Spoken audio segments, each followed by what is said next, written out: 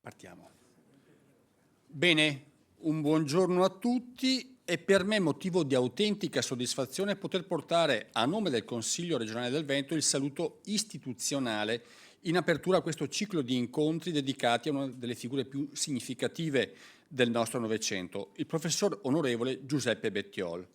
Un saluto doveroso e riconoscente rivolto soprattutto alla Presidente della FIDAPA BPV Italy, sezione di Padova, professoressa Massimiliana Bettiol, promotrice di questa iniziativa che assume un valore non solo culturale ma anche profondamente civile. Un ringraziamento anche alla collega Elisa Venturini che ha fortemente voluto questo momento qui oggi e anche al collega Beth qui presente. Il fatto che questa serie di appuntamenti si apra proprio qui in Consiglio regionale non è casuale. È nelle assemblee rappresentative che i valori della Costituzione e del diritto, di cui il professor Bettiol fu appassionato cultore e costruttore, trovano ancora oggi la loro più alta espressione. Ed è proprio in Veneto, terra dalla lunga tradizione giuridica e civile, che si rinnova il dovere della memoria e della riflessione. In questo percorso ci è prezioso il contributo di associazioni come FIDAPA BPV Italy, realtà che testimonia con la promozione della cultura sia anche e sempre più spesso opera delle donne e grazie all'impegno di tante donne che viene profuso nel volontariato, nella scuola, nelle professioni, che la nostra società può guardare con fiducia al futuro, fondando il proprio progresso su radici solide e consapevoli. Celebrare oggi la figura del professor Bettiol significa rendere omaggio non solo al giurista, ma anche all'uomo delle istituzioni, al docente, al testimone di un'epoca che ha visto nel dialogo tra diritto e politica il luogo in cui si costruisce il destino di una comunità. E non posso non ricordare accanto a lui altri protagonisti del pensiero e dell'impegno civile. Penso a Piero Calamandrei, a Nilde Iotti, a Norberto Bobbio, figure diverse ma unite dalla comune tensione morale verso la giustizia, la democrazia, il rispetto della persona. Lo stesso spirito che animò i padri e le madri costituenti, capaci di superare le differenze per dare al Paese una Costituzione che ancora oggi rappresenta una delle pagine più alte della nostra storia.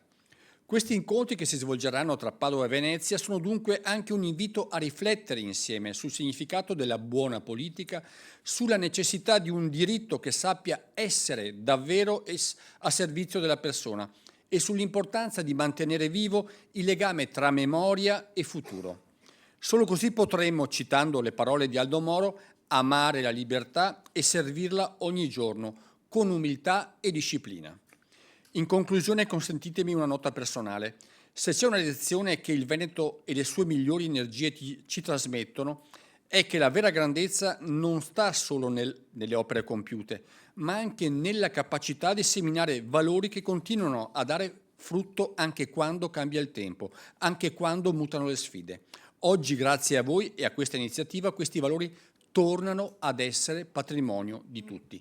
Grazie veramente e buon lavoro a tutti. Chiamo qui adesso la collega appunto Elisa Venturini, che vi assicuro è stata una forte promotrice di questo evento e in maniera anche molto insistente. Ma quando abbiamo, ripeto, iniziative come queste e di altissimo valore come questo, il Consiglio regionale è assolutamente a disposizione. Elisa, prego.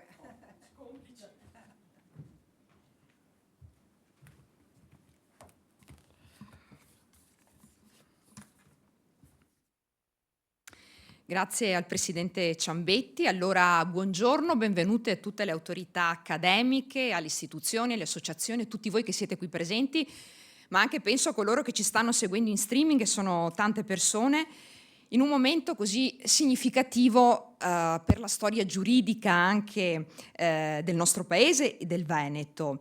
Abbiamo voluto dedicare questo convegno alla figura del professore onorevole Giuseppe Bettiolla, una figura emblematica perché ha rappresentato uno dei più eminenti giuristi del secolo scorso e la sua eredità sta continuando anche ai giorni nostri, oltre ad essere anche un uomo, come è stato detto dal Presidente Ciambetti, delle istituzioni, perché ha ricoperto vari ruoli, è stato più volte ministro, ha ricoperto incarichi parlamentari, è stato anche componente dell'Assemblea Costituente e quindi è stato padre della Costituzione. Oggi quindi sono lieta di portare il saluto come membro del Consiglio regionale insieme al collega avvocato Roberto Betta, e soprattutto sottolineo la presenza del Presidente del Consiglio, che per noi è figura apicale dell'organo consigliare, Roberto Ciambetti, e questo proprio per evidenziare il valore dell'iniziativa che proponiamo oggi. La figura dell'onorevole professore Bettiolla è legata alle vicende padovane, alla storia padovana, perché è originario del Friuli, però possiamo considerarlo d'adozione padovano, veneto, perché di fatto è stato presente nella nostra università ed è stato titolare di cattedra per decenni. E allora, al di là di menzionarlo e di ricordarlo nelle aule delle università, noi oggi riteniamo che uno dei luoghi più appropriati per menzionarlo, per ricordarlo, per onorarlo, è proprio qui, in una delle sedi più prestigiose che noi abbiamo in Veneto, e cioè il Palazzo Ferrofini, perché questa è la sede istituzionale, ma è anche il luogo in cui si fa politica ed è un luogo in cui si pratica il diritto. E allora qual è la sede migliore per ricordare un uomo che tanto ha fatto per il diritto e che tanto ha fatto anche per le istituzioni, per il Veneto, ma a livello nazionale.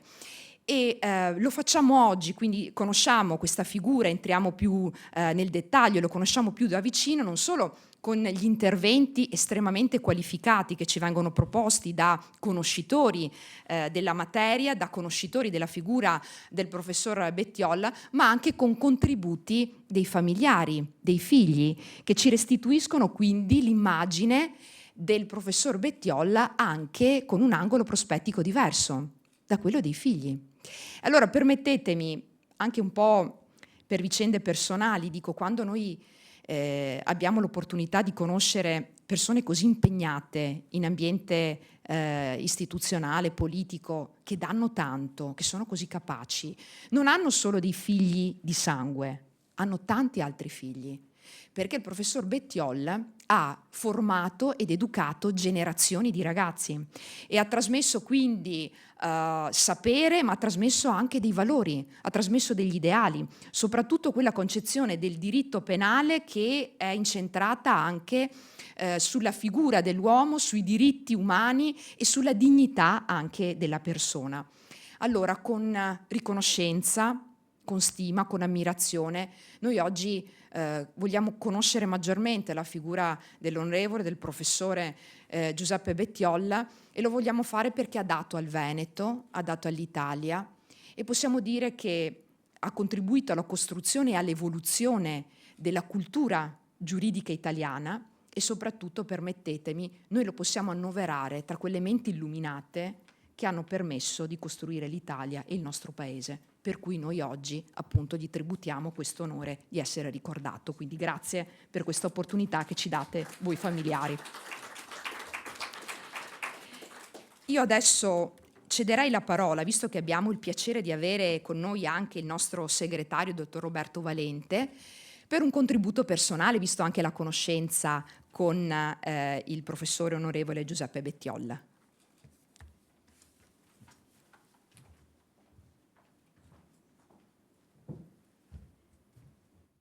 Buongiorno a tutti, intanto vorrei esprimere dare i miei complimenti alla consigliera Venturini per aver permesso questa ospitalità qui in Consiglio regionale, anche perché poc'anzi ha ricordato che il professor Bettiolla è stato veramente una grande mente ed ha rappresentato veramente un momento di una stagione politica e universitaria di altissimo livello, che portò appunto la facoltà di giurisprudenza di Padova ad essere forse la migliore d'Italia, dove quando appunto si entrava a Padova ci sentiva come di entrare nella culla del diritto. Tanto per dare dei nomi, i suoi colleghi durante il suo periodo di insegnamento furono Alberto Trabucchi, Luigi Carraro, Norberto Bobbio, Bobbio, Enrico Opoker, Enrico Guicciardi e Vezzo Crisafulli. Ognuno di questi personaggi credo che siano stati dei grandi.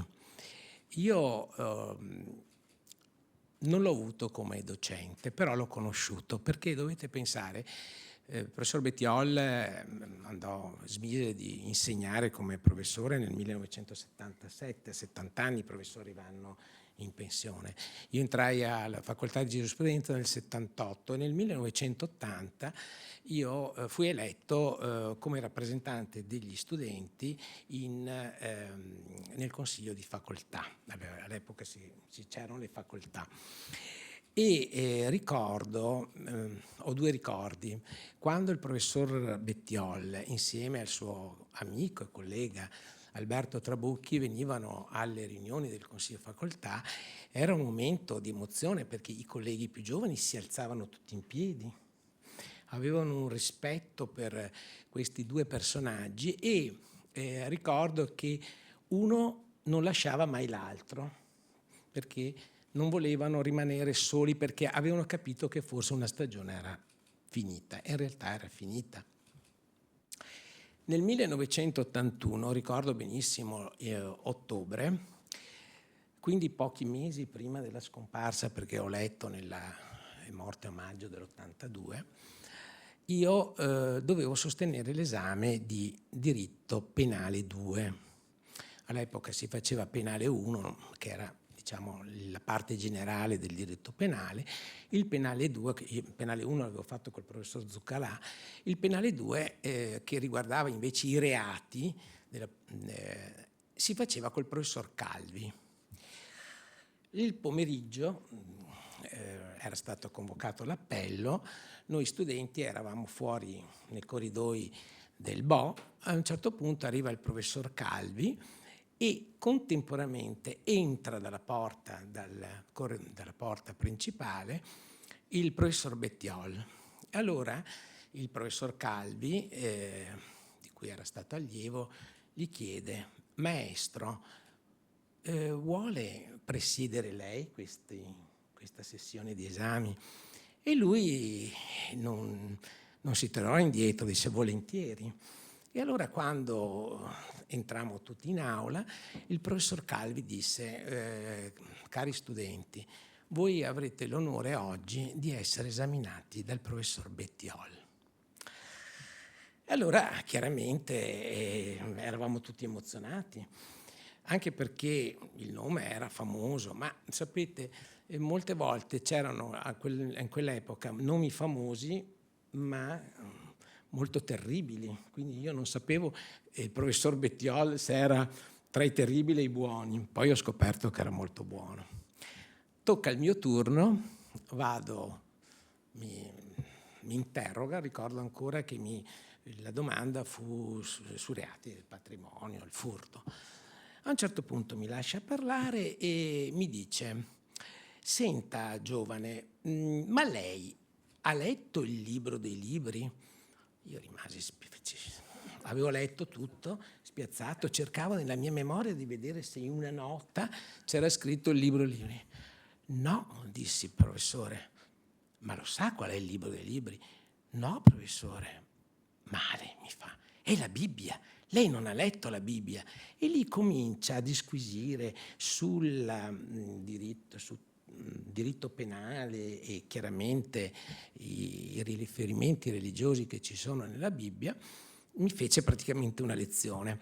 Al termine del colloquio io non sapevo se era andato bene o se non era andato male, perché non avevo saputo cosa era lì. E lui mi disse: bene, promosso, mi dette anche un bel voto, però mi congedò e mi disse: si ricordi, sa, legga la Bibbia. Ebbene, questo episodio del 1981, io tutte le volte, lo dico qui, tutte le volte che ho preso la Bibbia, perché poi l'ho presa in mano e l'ho letta, il mio pensiero va al professor Bettiol. Grazie.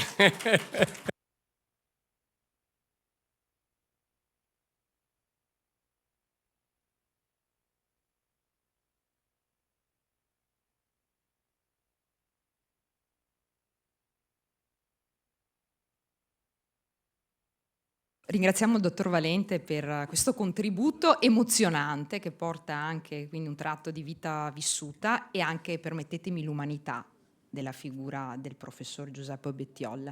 E adesso io cederei la parola a Massimiliana Bettiol, presidente FIDAP BB Italy sezione Padova Storica, per il suo saluto.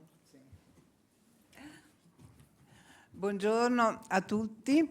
Prima di tutto il mio infinito ringraziamento al Consiglio regionale, nel Presidente, dottor Valenti, e poi soprattutto, scusate, alla Venturini, che proprio è una appassionata della FIDAP, ha seguito anche i corsi di etica politica di Castellano, e che va tutto il mio veramente ringraziamento. Quindi io sono presidente FIDAP, prima ho detto Federazione Italiana Donne Arti Professioni Affari, che fa parte della International Business Professional Women, un'antichissima associazione, e quindi promuoviamo, ecco, tutto ciò che è nella cultura e per la donna.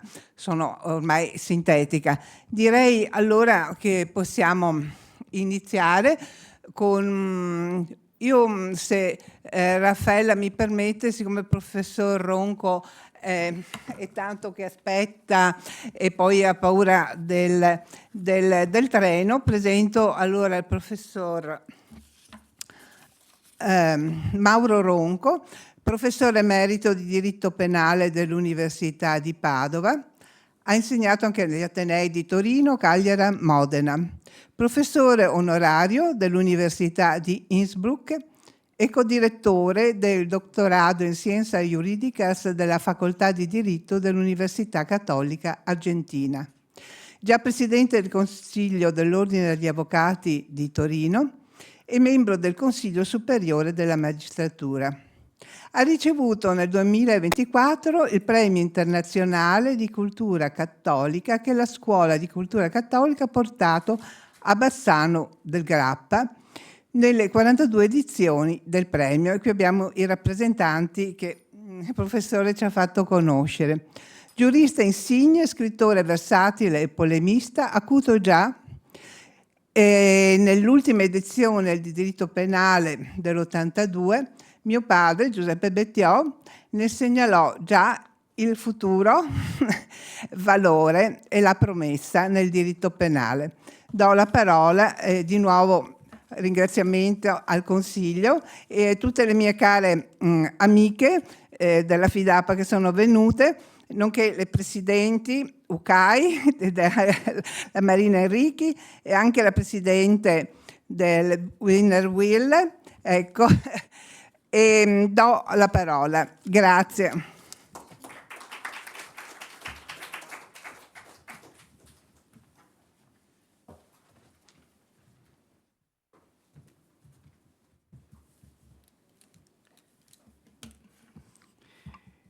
Signor Presidente del Consiglio regionale, signori consiglieri e in particolare consiglieri che hanno parlato, il dottor Valente e la consigliera Venturini, così gentile a organizzare questo incontro e ad accoglierci in questa occasione. Grazie in particolare a Massimiliana e a Raffaella Bettiol, a Rodolfo Bettiol, che sono amici da molto tempo e con i quali ho collaborato in altre occasioni. Io ho seguito, diciamo così, la cattedra di diritto penale dell'Università di Padova dal 99 al 2017, quando venni messo in pensione. Quindi io sono seguace da un certo punto di vista di Bettiol, Zuccalà, Calvi e poi venni io.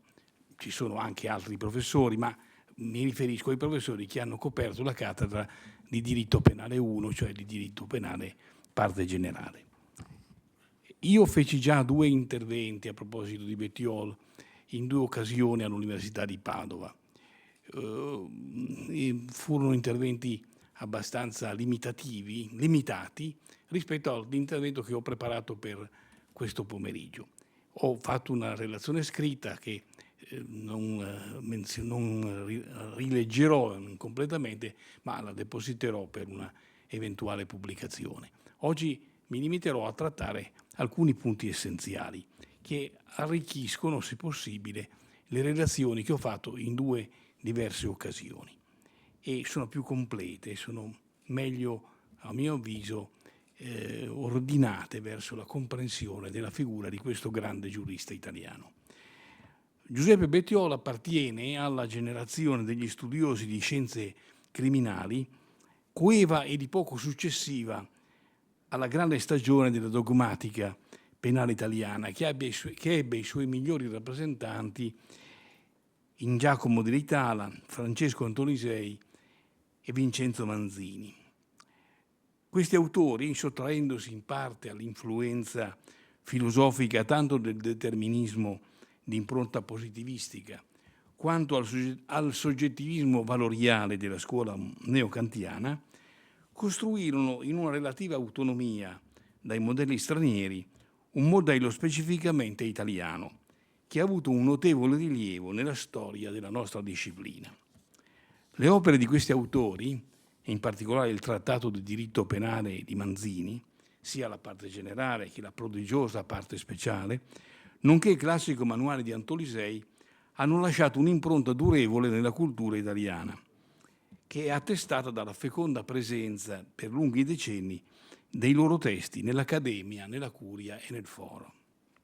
Gli eventi della Seconda Guerra Mondiale e i radicali cambiamenti istituzionali e culturali intervenuti nei 3 grandi paesi continentali, l'Italia, la Germania e la Francia, modificarono però il quadro di fondo delle scienze penalistiche, lasciando trasparire l'inadeguatezza culturale delle dottrine anche dei migliori autori dell'epoca liberale, che avevano operato nella prima parte del Novecento.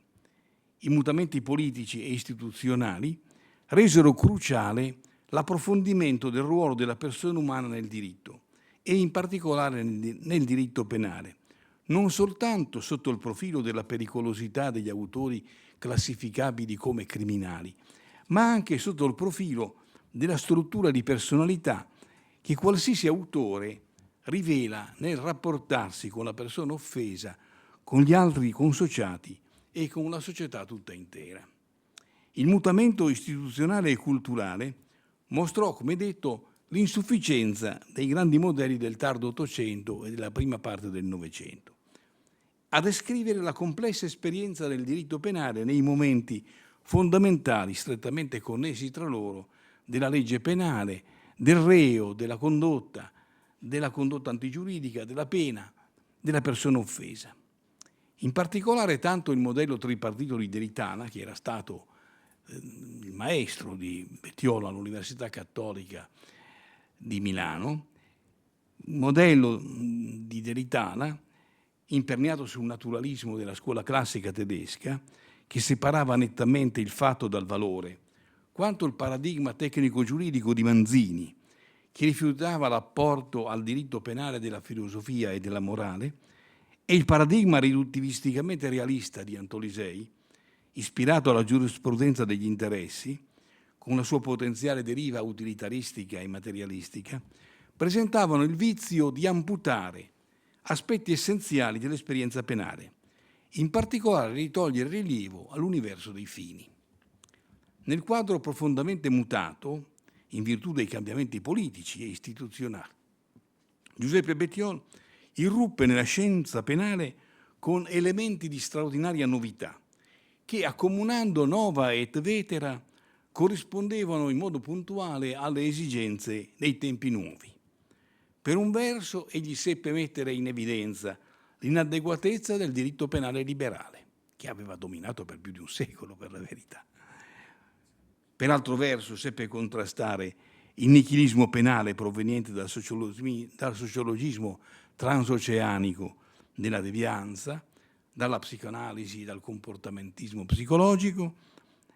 Per un altro verso ancora ebbe egli la fortezza morale di riaffermare con fermezza, dopo decenni di oblio, i principi essenziali del libero arbitrio della persona umana, della sua libertà e la responsabilità morale, nonché del fondamentale presidio di giustizia costituito dalla pena retributiva. Per vero, Bettiol aveva sottoposto a critica, già prima della svolta epocale della Seconda Guerra Mondiale, gli aspetti del diritto penale liberale che trascuravano l'esperienza concreta per indulgere a ricostruzioni concettuali astratte. Gabriele Civello, che oggi è previsto tra i relatori, nello scritto che fino ad oggi meglio ha saputo illustrare la profonda dottrina giuridica del maestro friulano, ha messo in luce, trattando l'opera di Bettiol dalla prolusione cagliaritana del 1936 a quella padovana del 1943, che egli, già precedentemente alla guerra, aveva inteso proporre come alternativa all'astrattismo meramente formale, ovvero all'irrazionismo empiristico, citazione, una sorta di terza via metodologica ed epistemologica, ossia quella del cosiddetto concetto concreto o della logica concreta. Tale modalità logica rispetta certamente le esigenze della logica tradizionale, ma la arricchisce di tutti i valori propri dell'oggetto dell'indagine giuridica. Bettiol aveva ribadito infatti in vari scritti che questa logica, citazione, non si muove alla periferia delle cose, ma penetra nel cuore delle stesse. In una concezione teleologica del diritto penale non si può prescindere dal concetto e quindi dalla logica, ma la logica di questo metodo di cui questo metodo si serve è una teleologia, una logica contenutistica, una logica concreta, tutta aderente alla realtà morale e sociale del diritto penale, la quale non spazia nei regni dell'astrazione generalizzatrice, ma si tiene legata ai giudizi di valore che possono venire formulati intorno alle nozioni dei singoli reati. Citazione conclusa. Dico adesso questo che mi pare un punto importante. L'interpretazione epistemica di Bettiol postula un'epistemologia realista ove è la realtà ad essere misura della conoscenza e non viceversa. E questo è un passaggio straordinario che Bettiol seppe insegnare e che costituisce un punto di svolta per le scienze penalistiche, non seguito poi assolutamente da molti, anzi non seguito quasi da nessuno, ma comunque un punto di svolta che ancora oggi rimane importante per tutti. Il maestro Patavino avviò in tal modo un percorso nuovo che si può definire come quello della postmodernità costruttiva. A fronte della logica meramente formalistica, la logica dei concetti che pretende di dare corpo alla realtà alla maniera cartesiana e post-cartesiana, e all'esito nichilista della prima postmodernità, che riduce l'essere a valore d'uso dei concetti secondo la prevalenza degli interessi più forti sul piano della utilità materiale, Bettiol approdò alla concezione del diritto penale come strumento finalisticamente rivolto alla protezione dei concreti valori sociali, di quel bene comune preesistente oggettivamente al formante normativo, come, citazione, principio metafisico delle cose, l'universale in esse esistente. Il valore cioè non è un qualcosa, fine della citazione, non è qualcosa sovrapposto dall'esterno alla realtà meramente naturale, ma è l'universale presente nelle cose, che l'intelletto umano non crea, ma ritrova. Il superamento del paradigma della modernità logica, che costruiva i concetti sulla generalizzazione delle norme del diritto positivo, nonché il rifiuto del nichilismo materialistico, condussero Bettiol alla ridefinizione delle nozioni fondamentali della dogmatica penale. La nozione di legge penale, la nozione di persona umana, la nozione di azione, la nozione di bene giuridico, la nozione di colpevolezza, la nozione di pena. Egli fu impegnato sul rinnovamento di tali nozioni a partire dalla partecipazione ai lavori preparatori della Costituzione che si svolsero in sede di Assemblea Costituente. Egli fu protagonista della discussione per la formulazione degli articoli 25 e 27, rispettivamente dedicati al principio di legalità delle pene e delle misure di sicurezza, e al principio relativo alla natura della responsabilità penale, nonché alla configurazione delle pene. Anzitutto va ricordato che Bettiol fu, insieme a Giovanni Leone, a presentare il testo dell'attuale terzo comma dell'articolo 25, che suona, come nell'emendamento aggiuntivo da lui presentato, nessuno può essere sottoposto a misure di sicurezza se non nei casi previsti dalla legge. In sostanza il progetto originario prevedeva il principio di legalità soltanto per le pene, ma non per le misure di sicurezza, e questo fu un emendamento fondamentale che rinnovò la particolare critica che Bettiol aveva sempre mosso e mosse poi nel seguito contro le misure di sicurezza pericolose per la libertà personale in relazione alla loro indeterminatezza. Però la battaglia scientificamente e politicamente più importante fu condotta da battaglia su due aspetti dell'articolo 27. In entrambe le battaglie egli perdette, bisogna dire la verità. E la perdita in questa sede fu gravissima per le conseguenze che si sarebbero poi rivelate nei decenni e nei cinquantenni successivo. Il primo comma dell'articolo 27 recita sinteticamente oggi che la responsabilità penale è personale. Questa formulazione fu criticata da Bettiol e Leone in quanto non sufficientemente chiarificatrice in ordine al tema della responsabilità personale per fatto altrui, che rischia di essere affermata nell'applicazione pratica della disciplina concorsuale, soprattutto a riguardo della partecipazione meramente morale del terzo, quando essa non sia istigatrice o determinatrice dell'evento. L'emendamento di Bettiol proponeva che la formulazione originaria fosse modificata nella seguente: la responsabilità penale è solo per fatto personale, diretta a precisare che alla base della responsabilità penale occorre pur sempre individuare un fatto, non essendo sufficiente la mera adesione psicologica a quello di terzi. Sollecitati dalla Presidenza, Bettiol e Leone ritirarono l'emendamento. Ci fu una, se voi scorrete tutti i lavori della Costituente, ci fu un'insistenza nel tentativo di far abbandonare determinati. Vediamo poi il secondo punto che fu far abbandonare gli emendamenti qualificanti. E questo era un emendamento qualificante. Questa personale, meramente personale va bene, ma bisogna specificare cosa significa personale. Tutta la problematica del concorso eventuale di persone è lì a dimostrare quanto rischio ci sia nella mancanza di un riferimento ad una responsabilità personale per fatto proprio, non solo per fatto altrui, semplicemente con l'adesione psicologica al fatto altrui. Resistenti Bettiol e Leone furono invece a riguardo dell'emendamento al testo, che però alla fine fu approvato, che costituisce l'ultima parte del comma terzo dell'articolo 27.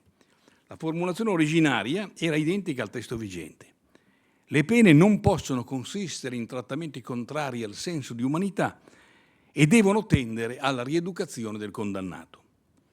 Bettiol e Leone proposero la modifica dell'ultima parte con la seguente formulazione: le pene non possono consistere in trattamenti contrari al senso di umanità o che ostacolino il processo di rieducazione morale del condannato.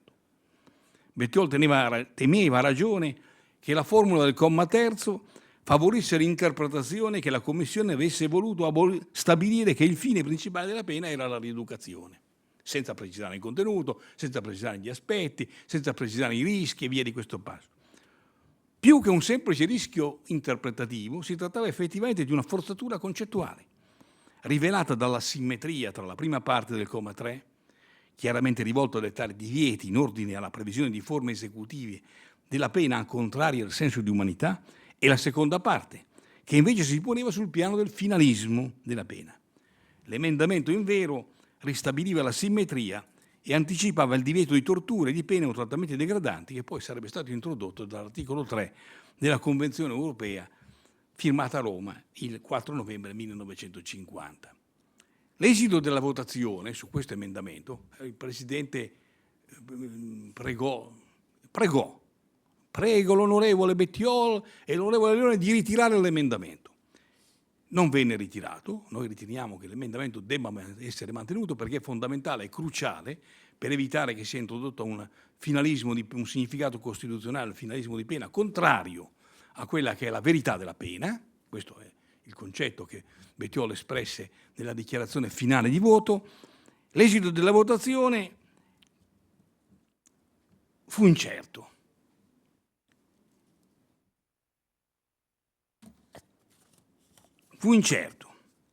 Ci fu una prima votazione per alzata e seduta, chi si alzava, chi si rimaneva seduto, chiedette un esito incerto. Il presidente diceva: se avevi bocciato, no, intervennero i segretari, dicevano no, non è la maggioranza così. E allora si fece una seconda prova per divisione tra favorevoli e i contrari. Il presidente disse: bocciato. Aldo Moro, che si era associato all'emendamento, vanamente richiese la votazione per appello nominale, che fu negata dal presidente dell'Assemblea Umberto Terracini. Il confronto che si consumò nell'Assemblea Costituente è della massima rilevanza. In realtà Bettiol, come Leone e Moro, intendeva conferire al testo costituzionale un'impronta personalista, ispirata alla tradizione del diritto naturale classico, ove i diritti della persona non sono di carattere meramente negativo, quali garanzie dello Stato di non interferenza in determinati ambiti della libertà, bensì di carattere positivo, siccome eretti sulla dignità oggettiva di ogni essere umano, fondata sul rapporto verticale di ciascun essere umano con il Creatore. Nella prospettiva di Bettiol e dei costituenti cattolici, la libertà politica del cittadino era strettamente legata al riconoscimento della libertà civile, ma quest'ultima era radicata nella libertà di coscienza morale di ciascun uomo, in virtù della sua dipendenza verticale dalla fonte dell'essere. Dopo quasi un secolo di positivismo criminologico, che aveva costruito le sue dottrine penali sulla negazione della libertà umana e sulla separazione assoluta del diritto dalla morale, sembrava giunto il momento, con il ristabilimento della piena libertà politica, così almeno sembrava ed era effettivamente rispetto all'esperienza precedente, e il riconoscimento della piena solidarietà ontologica degli uomini tra loro, sembrava che venissero finalmente posti a base dell'esperienza penale la libertà del volere e la pena retributiva, che ne è una conseguenza naturale, anche se non la unica.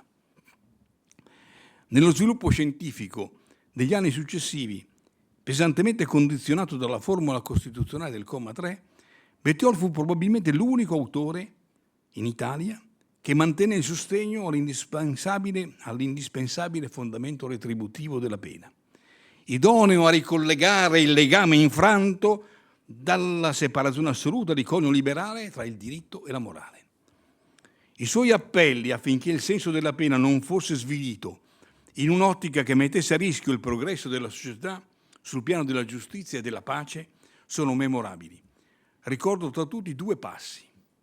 Il primo lo si ritrova nel problema penale e suona così, citazione: la società si disgrega. Attenzione a questa frase perché è una frase importante anche per l'oggi, per l'attualità. La società si disgrega non solo quando viene attaccata dal di fuori per opera della malavita, ma quando l'autorità che la regge dimentica di dare riconoscimento alle idee morali fondamentali, tra cui quella retributiva.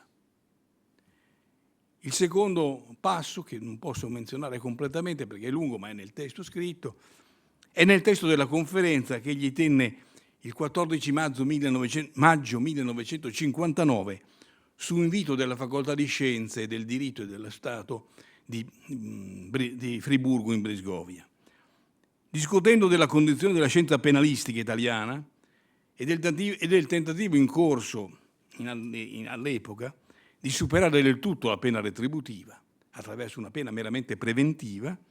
Bettiol criticamente osservava: l'osannata strada mediana tra la pena e la misura di sicurezza, l'osannata, cioè tutti contro di lui contro tutti, da un certo punto di vista.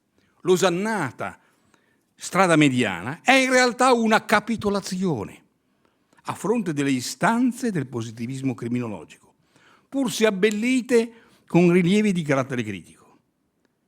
Die gerühmte mittlere Linie ist in Wirklichkeit eine Kapitulation vor der Forderungen des kriminologischen Positivismus. È una frase pronunciata a Friburgo. Beh, Padova è più importante di Friburgo, forse, nella sua storia, per carità. Però Friburgo all'epoca valeva come il punto di riferimento principale del diritto penale europeo. Siffatta capitolazione, dice Bettiol ancora, si rivela non soltanto in relazione al problema dell'eventuale introduzione di una pena dalla durata indeterminata, ma anche in relazione al concetto stesso di pena, che si vorrebbe configurato come condizionato allo scopo, riprendendo il tratto costituzionale dell'articolo 27, che a lui aveva tentato vanamente di impedire, in guisa che sparirebbero retribuzione ed espiazione, al punto che la prevenzione diventerebbe l'unico criterio ordinatore del delitto, di contrasto al delitto. In tal modo la capacità a delinquere, che per noi è espressione della personalità morale e del grado di disponibilità di qualunque persona a violare la legge, sarebbe ridotta a indicatore di una pericolosità e di una caratterologia materialistica. Prevenzione, pericolosità, rieducazione, reinserimento, che sono le parole che si muovono come una sorta di girotondo, sono espressioni che sulla bocca in der Munde dei giuristi vorrebbero apparire di conio progressista, ma trascurano il fatto che il solo reale progresso è legato alla forza e alla validità di una concezione etica dei concetti fondamentali del diritto penale. Giuseppe Bettiol, pur impegnato ad altissimo livello nella vita istituzionale della Repubblica, fu sostenitore eroico dei valori etici cristiani contro la rabbiosa aggressione socialcomunista e la più sottile, ma non meno insidiosa, contestazione liberale. Egli si rendeva conto con perspicacia delle tempeste che sarebbero di lì a pochi anni avvenute e che avrebbero cancellato ogni prospettiva etica del diritto penale. Nuovamente, se ancora era emersa. Sì, era emersa, perché grazie a Bettiol, grazie all'Aldo Moro, per la verità, che va accomunato da Bettiol da questo punto di vista, anche in Germania, grazie ad Arthur Kaufmann, anche in Germania sopravvisse, affiorò una concezione etica del diritto penale. Ricordiamo al proposito la trattazione insigne del principio di colpevolezza ad mentem sancti tome di Arthur Kaufmann. E in Italia le 11 edizioni del diritto penale di Bettiol e gli scritti numerosi, anche se più frammentari, di Aldo Moro sulla persona umana nel diritto e nello Stato, che proclamavano il primato del bene comune della persona rispetto agli interessi particolari della società e dello Stato. Ma questa posizione venne sottoposta all'ostile contestazione dell'utilitarismo individualista e del collettivismo materialista. Individualismo e collettivismo sono due facce della stessa medaglia, non che siano cose diverse. Sono due facce, però si presentano diversamente, ma sono la stessa faccia della disumanità e dell'irrazionalità. Si presentarono a partire dall'inizio degli anni 60 e con sempre maggiore insistenza e vigore dal 1968. Il maestro Patavino non abbandonò la sua battaglia. L'attacco materialista si mosse anzitutto contro il concetto di bene giuridico, con fondamento realista, per sostituirlo con un concetto imperniato sul materialismo economico, sottoposto alla dialettica provocata dal conflitto di classe. Con ciò il bene giuridico, delineato in chiave riduttivisticamente materialistica da Franco Bricola nel 1973, smarriva ogni radicamento oggettivo e si trasformava paradossalmente in strumento del peggiore soggettivismo ideologico. L'opera dei magistrati, dei brettori d'assalto, si radica su questo concetto. Non è che si è inventata, sono i cattivi, no, è che i teorici scrivevano certe cose e loro applicavano quello che scrivevano i teorici. E Bettiol lo disse con chiarezza già dal 1970, in modo straordinariamente chiaro. Si smarrisce ogni radicamento oggettivo del concetto di bene giuridico, lo si trasforma in strumento, paradossalmente, in strumento del peggiore soggettivismo ideologico, il che è avvenuto. Non è che non è avvenuto. Cioè il fatto che se un contestatore picchia aggredisce un poliziotto che sta per arrestarlo, questa non è resistenza, è perché non è resistenza, viene prosciolto, messo immediatamente in libertà. Questo è un fatto che corrisponde alla concezione materialistica del bene giuridico. Beh, che bene giuridico è se tu dai una spinta al poliziotto e impedisci di essere arrestato? Impedisci l'esercizio di una funzione, non è che offendi un bene giuridico. Lo studioso friulano, con straordinaria preveggenza, anticipava uno sviluppo in chiave utilitaristico che per più di 50 anni e fino ai giorni nostri ha caratterizzato la scienza del diritto penale, quasi cancellandone lo statuto di scienza e trasformandola in politica criminale a sfondo ideologico, su cui l'interpretazione libera di magistrati formatisi sui testi del più assoluto relativismo ha impresso un segno di preoccupante disumanità. Cancellare la prospettiva etica dal diritto penale significa infatti, come icasticamente scriveva Bettiol, che la giustizia e la pace sono in pericolo se l'autorità trascura di dare riconoscimento alle idee morali fondamentali. Nelle opere degli ultimi anni di vita, interrotta purtroppo precocemente 40 anni fa, Bettiol, in controtendenza rispetto alla parte maggioritaria delle dottrine italiana e tedesca, non parliamo di quella francese che abbandonò quasi completamente ogni idea, la stessa idea di pena, dirette a svuotare il concetto di dolo,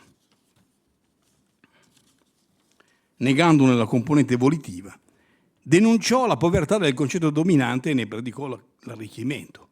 Cioè predicò l'arricchimento dell'elemento soggettivo del reato, cioè dell'elemento di verità del fatto umano, che sta nella coscienza della persona e nel determinarsi, nel determinarsi della coscienza della persona rispetto al bene e al male.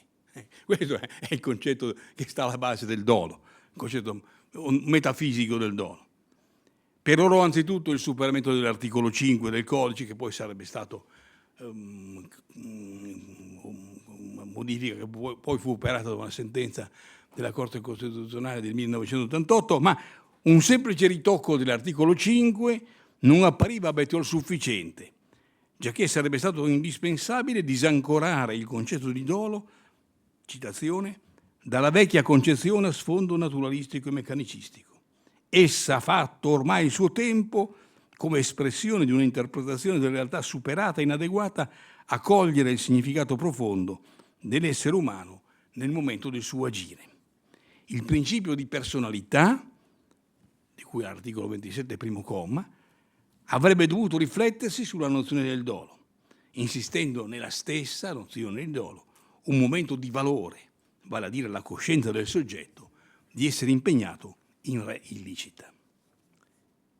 Il maestro Pattavino, in coerenza con il principio di centralità della persona, intendeva riportare l'attenzione sui requisiti e sul significato dell'atto umano di volontà, allo scopo di verificarne l'unicità, la complessità e la ricchezza ontologica, nonché allo scopo di precisare a quali condizioni e in che misura tale atto implichi una scelta deliberatamente antidoverosa e dunque un'imputazione dolosa, oppure una scelta non deliberatamente volontaria contro il bene e quindi una semplice imputazione colposa, o addirittura l'assenza di un fondamento ontologico sufficiente per l'imputazione. Può constatarsi in tal modo un'evenienza che potrebbe apparire paradossale a chi non conosce il diritto e i suoi sviluppi. Scusatemi, ma voi non siete in queste condizioni. Lo studioso che nel decennio 30-40 aveva contrastato vigorosamente la deriva soggettivistica germanica del tipo d'autore, elaborò nel quindicennio 70-85 i tratti essenziali di un diritto penale dell'atteggiamento interiore. Il diritto penale dell'interiore non è altro che un diritto che vuole tener conto, nella impostazione di Bettiol, anche alla luce delle acquisizioni della filosofia esistenzialistico-personalistica, di come il fatto antigiuridico si rispecchi nell'animo del reo, o meglio ancora, nella sua coscienza, lungo il processo che precede l'atto di volontà. Sulla stessa linea dell'arricchimento del dolo, il maestro Patavino offrì negli ultimi scritti un'importante ermeneutica in chiave di colpevolezza dell'espressione capacità a delinquere del comma secondo dell'articolo 133 contro la lettura di pericolosità sintomatica degli indici ivi elencati. Egli accentuò il momento etico-personalistico in un'ottica di più intensa colpevolezza di vari istituti del codice Rocco, dalla recidiva all'intensità del dolo, dalla stessa colpa, in contrasto con l'oggettivazione di questi concetti che già si era affermata in modo notevole all'inizio degli anni 70.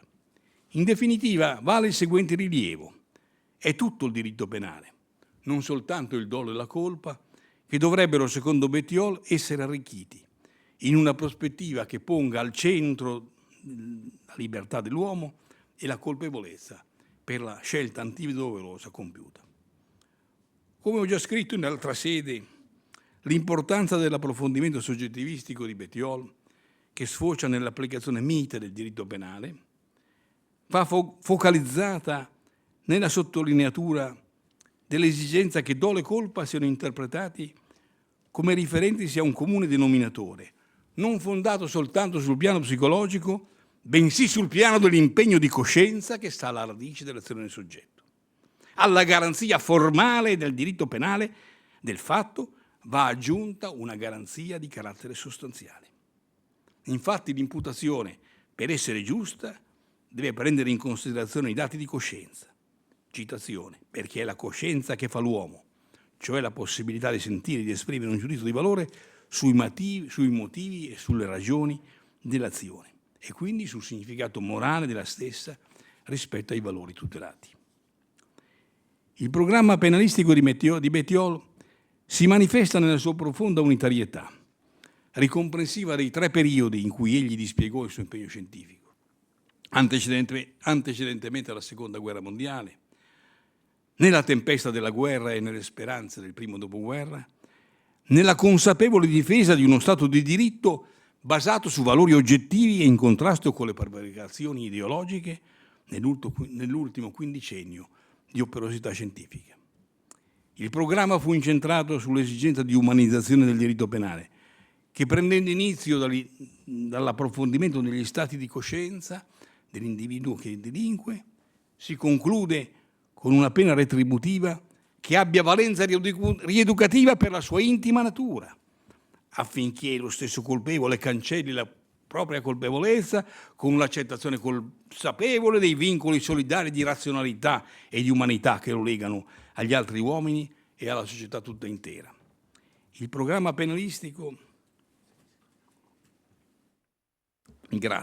si inseriva nel quadro più ampio di una revisione culturale che rivalutasse la persona umana quale soggetto la cui coscienza è capace di intuire il disvalore etico, oltre che giuridico, del proprio comportamento delittuoso, nell'ambito di un discorso filosofico in cui la persona umana è considerata nella sua dignità oggettiva in ragione del suo rapporto verticale con l'essere, resa palese dagli atti di solidarietà attiva da compiersi nei confronti del prossimo e del bene comune della società.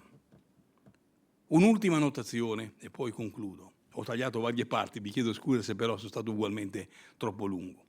Un'ultima annotazione necessaria per completare la presentazione di Bettiol a 40 anni dalla sua scomparsa terrena. Spesso la sua figura è stata valorizzata per la resistenza dispiegata contro le aberrazioni del diritto penale totalitario d'anteguerra, trascurandosi la sua costruttività postmoderna per un diritto penale fondato su valori etici oggettivi della tradizione classica cristiana. La sua figura invece va letta in ottica integrale, che si staglia in un'attitudine fortemente critica nei riguardi di qualsiasi potere politico e di qualsiasi autorità culturale, indipendentemente dai denominatori ideologici di cui si ammanta, i quali, abbandonando il radicamento nella imprescrittibilità della legge etica universale iscritta nel cuore dell'uomo, cagionano il regresso della civiltà, falsamente enunciando utopie o distopie rovinose per l'umanità della persona umana. Grazie.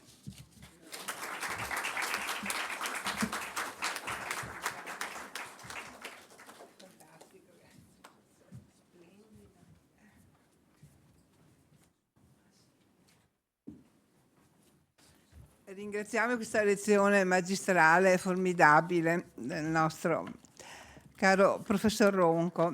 Allora inviterei mia sorella Raffaella Bettiol, che magari fa una conferenza più leggera, insomma, parlando della vita del papà che ha illustrato in questo libro, che ha qualche anno, ma è il primo che documenta le azioni storiche di mio padre.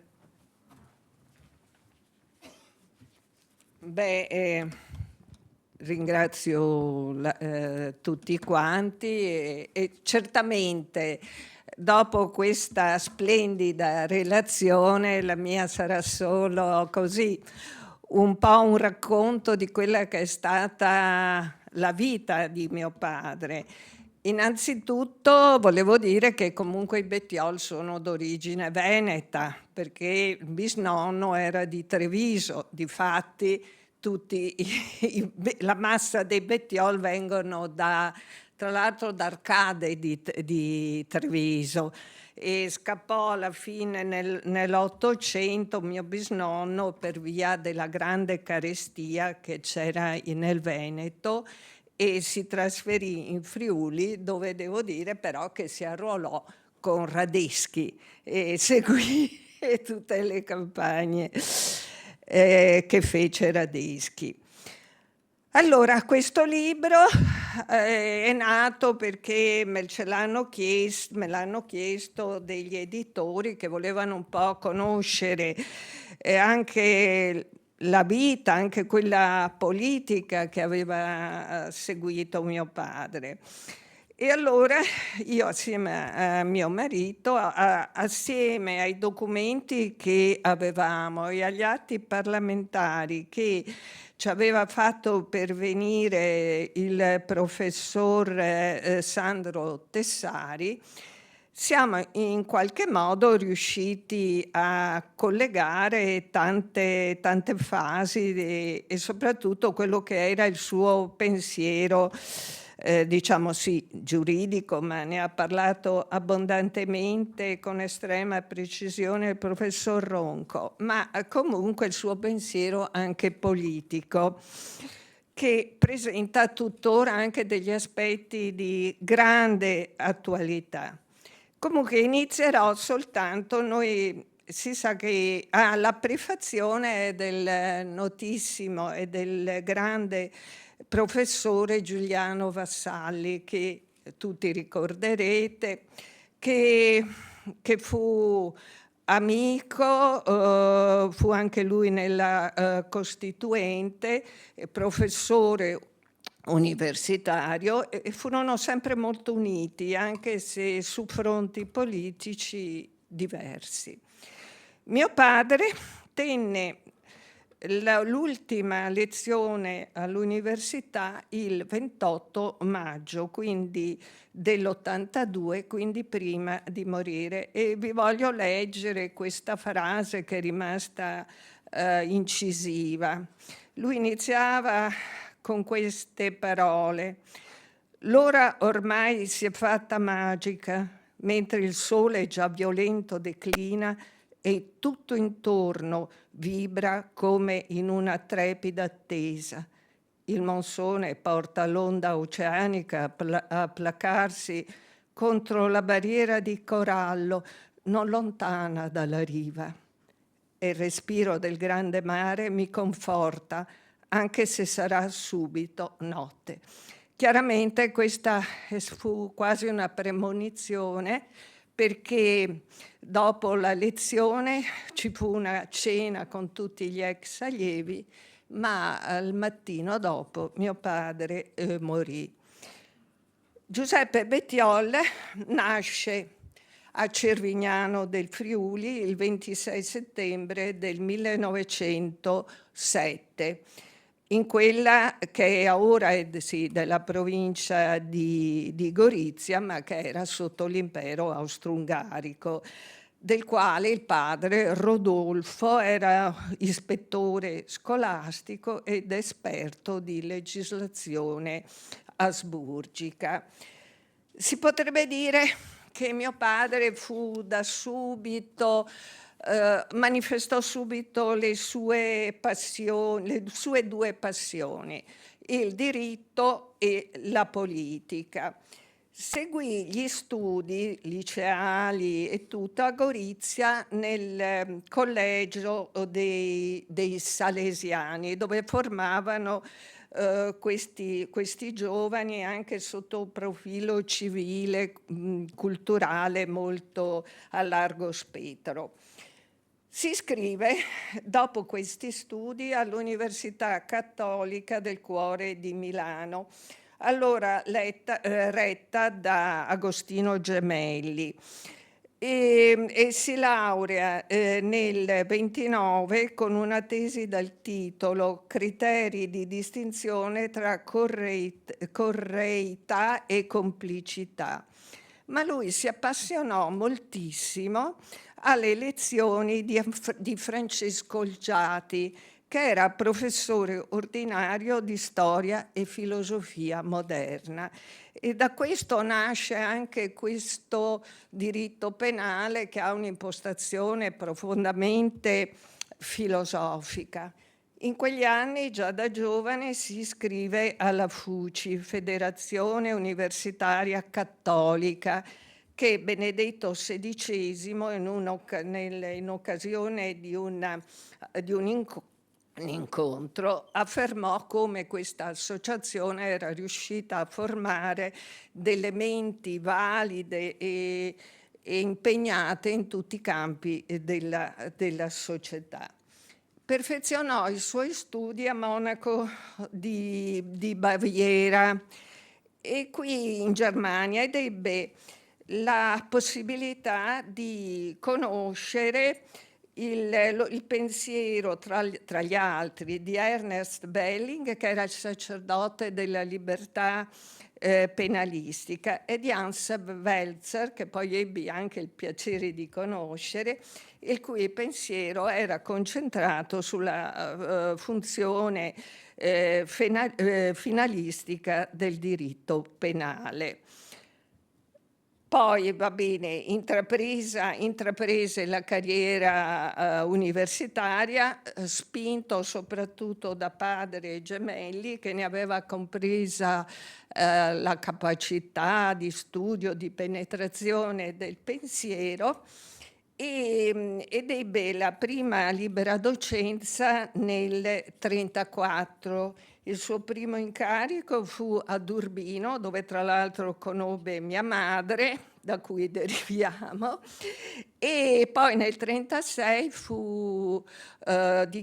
fu nominato professore ordinario, prima a Cagliari, poi a Trieste, e infine fu chiamato dall'allora rettore Concetto Marchesi a Padova nel 1943. Il libro è stato scritto tra il Natale del 1942 e l'agosto del 1943, come lui stesso scrive, sotto l'ombra dei paterni ipocastani. Però, data la situazione politica che c'era in quel tempo dopo l'armistizio, il libro venne pubblicato nel 1945. Quando entrò a Padova, fu chiamato a Padova da Concetto Marchesi, prese subito contatto con la resistenza patavina, sempre ispirata ai principi cattolici e della democrazia, tra cui c'era Carraro, c'era Gui, eccetera. Però, appunto, come ho potuto leggere da vari documenti anche portati da mio cugino di Gorizia, Paolo Bettiol, cioè sono testimonianze dirette che faceva che già a Gorizia mio padre si era unito alla resistenza, al Comitato di Liberazione, sempre da parte cattolica, e portava i documenti dal Comitato di Liberazione di Gorizia a quello dell'Alta Italia a Milano, quindi addirittura sembra che mettesse, come faceva Bartali, i documenti nella canna della bicicletta, tanto che ci raccontava così che una volta era stato fermato dagli altri partigiani dalla parte opposta e aveva rischiato di essere fucilato. Per fortuna si vede che era stato benigno con uno studente che lo ha riconosciuto e si salvò.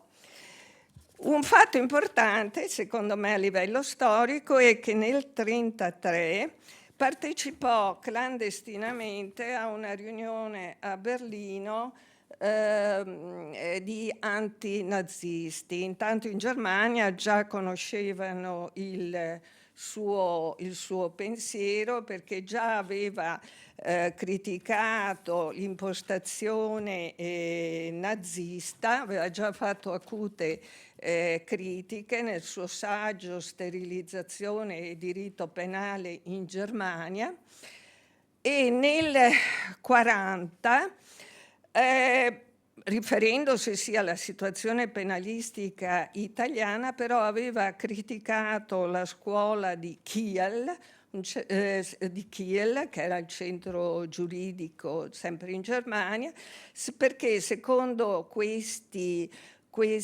autori sostenevano, mettevano in atto un altro rapporto tra Stato e cittadino. Infatti al centro non c'era più il reato, al centro della condanna, ma c'era la mancata fedeltà al regime, quindi al Führer. E quindi appunto poi abbiamo visto la spiegazione di Ronco come questa visione non ammetteva poi la prevenzione, perché appunto non era un fatto oggettivo di punizione per un fatto, una fattispecie, un fatto volontario commesso, ma quindi si poteva applicare a chiunque fosse ritenuto non fedele al pensiero di Hitler. Quindi appena appunto terminata la guerra, divenne subito uno degli esponenti più riconosciuti della nuova democrazia cristiana, e fece parte prima anche di una commissione di epurazione, e poi nel 1946 fece parte della Corte Costituzionale, di cui Ronco ha spiegato benissimo il contenuto e il pensiero di mio padre. Un notevole impegno profuse mio padre in favore della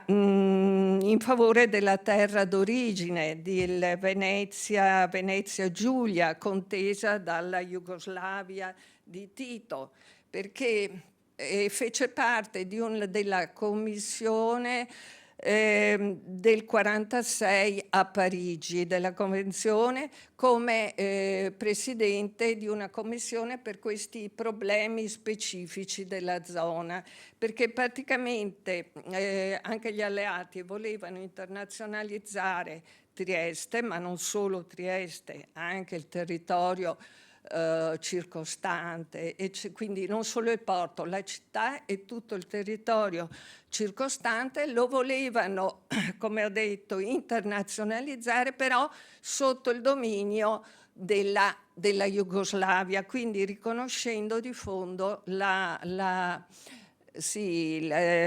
lo Stato jugoslavo. Quindi si è battuto ferocemente, e lui ne ha sentito anche un grande dolore, perché ha capito che bisognava rinunciare all'Istria, a quelle parti comunque italiane, pur di salvare Trieste e le zone circostanti, e questo ne parlerà anche poi in seguito in vari convegni di questo dolorosa rinuncia. Sì, sì, beh, finisco, ma ecco, questo è una cosa importante. Poi svolse attività, sappiamo, dal 46 al 76, nelle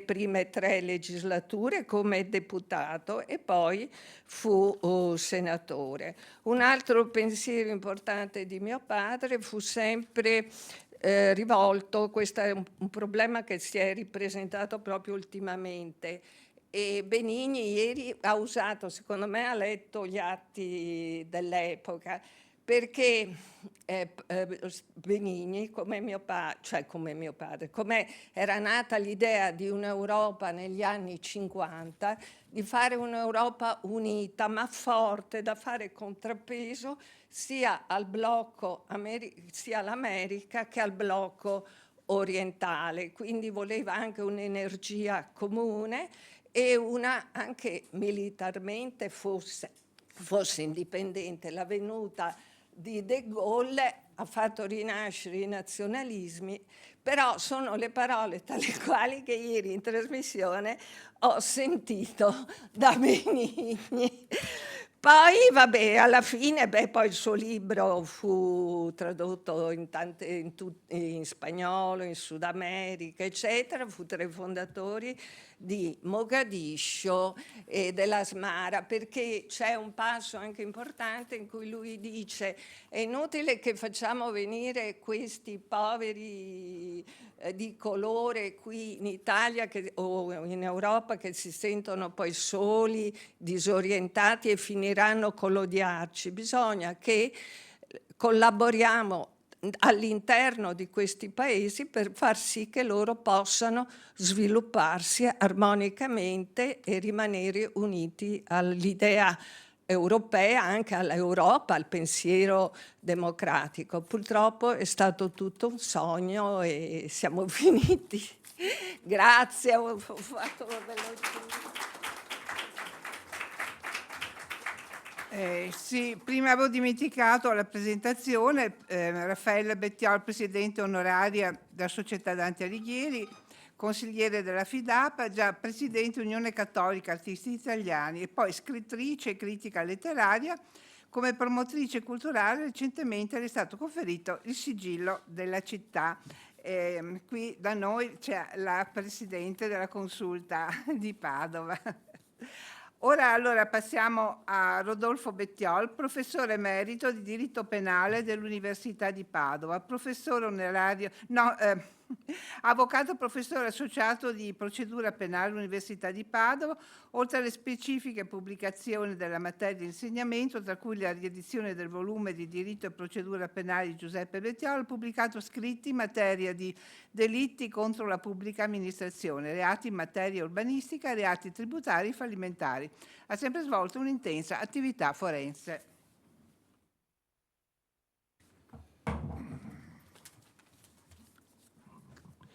Ma quale costituente, ovviamente mio padre ha concorso alla formazione e alla delibera dell'articolo 112 della Costituzione.